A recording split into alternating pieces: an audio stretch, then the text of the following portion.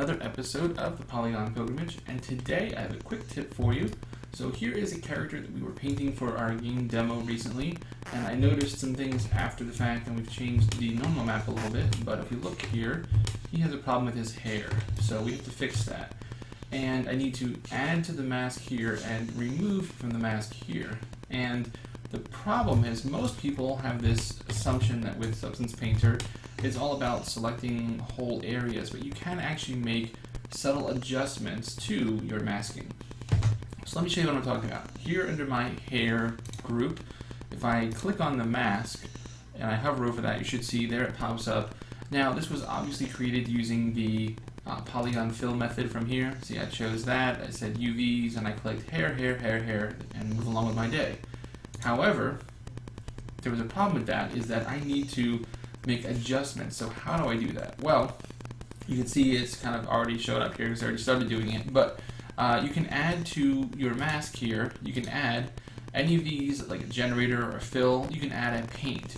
And by adding a paint, if I go down here, now you see I have these options down here, which grayscale, so I can choose the feathering of it, I can choose to remove from the mask or add to the mask.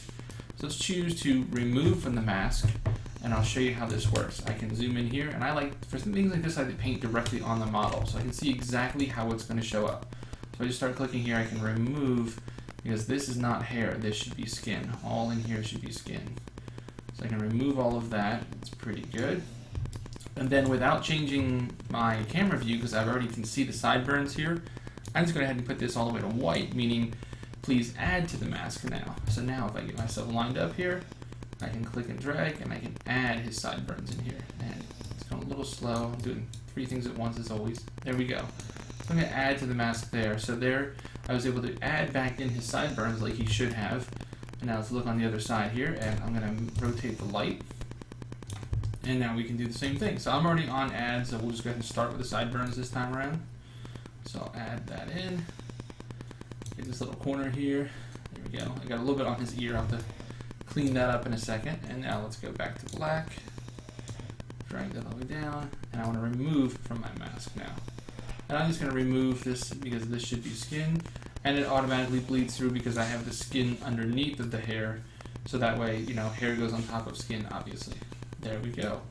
And so I was able to clean that up pretty nicely. I did go a little too overboard over here, so let's not do that. Let's bring the light back over and take a look.